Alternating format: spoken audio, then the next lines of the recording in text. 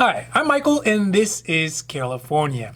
And this week really begins the start of the holiday season. And what is normally a jolly time of the year looks like it's going to be a rough couple of months for America. This is because with the pandemic numbers continually getting worse, the economy not really getting any better, and Congress still at odds over the stimulus package, it is getting less and less likely that any relief is on the way. Additionally, one group of Americans, grocery workers, whose jobs are not normally described as hazardous, are experiencing a rapid increase in infections and deaths as a result of the pandemic. And they are hoping to bring back the hazard pay that they had from earlier this year. So today we are talking about the ongoing stimulus stalemate and the group of grocery workers who are hoping to get hazard pay through the end of the holidays.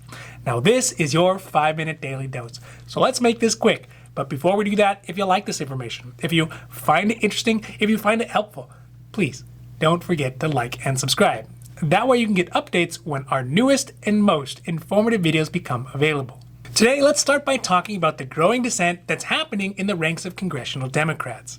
The members of Congress are feeling the pressure from their constituents to do something, or really anything, to help those Americans who are struggling under the weight of the pandemic, the lockdowns, and the ongoing economic crises.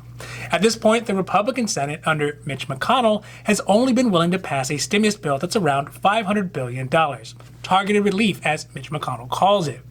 While Democrats are still hoping to pass their $2.2 trillion HEREOS Act, some Democrats are starting to show less resolve in the face of continued austerity. The Democratic push for pragmatic negotiation is being helped along by a President-elect Biden, who is signaling his desire for some sort of stimulus before the end of the year and before he actually takes office. This does not do anything to help House Majority Leader Nancy Pelosi's continuing refusal to budge on her $2.2 trillion bill.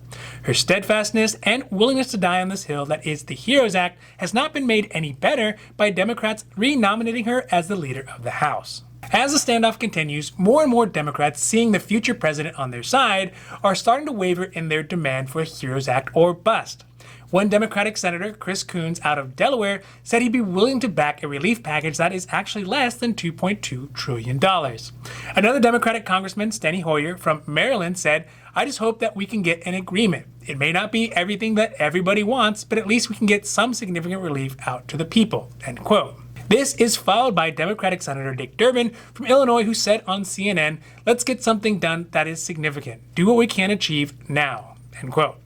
So, needless to say, you can see that there is an undercurrent of pragmatism that's bubbling up in the Democratic camp as the realization that something is better than nothing is starting to stare them in the face, as well as the millions of Americans who are suffering because of Pelosi's refusal to give an inch on this specific negotiation. Lastly today, I want to talk about grocery workers. These hardworking folks, any other time in history, have really not had a job that is described as dangerous. But the reality is, right now, that these jobs are seeing a huge number of people infected by the pandemic, and even dying as a result.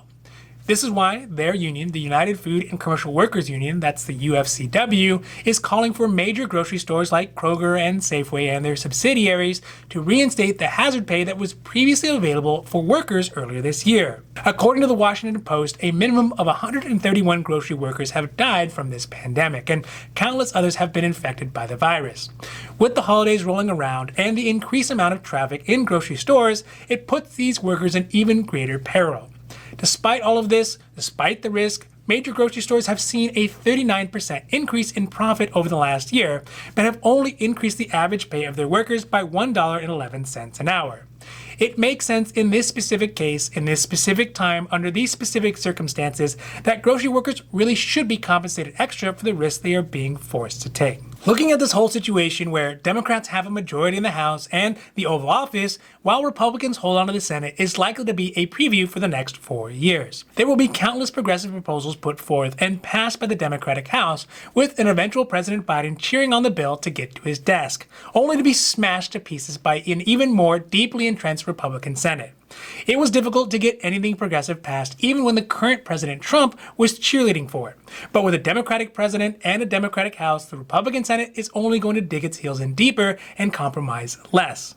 This means that Democrats are going to have to learn to negotiate in a meaningful way, or face another 4 years of not getting anything progressive really passed. Now, this has been your 5-minute daily dose, and I hope that you found it interesting or helpful or at least useful. And if you did, please don't forget to like and subscribe. That way you can get updates when our newest and most informative videos become available. So that's it for today, and for Carelifornia, I'm Michael, wishing you a happy, healthy day.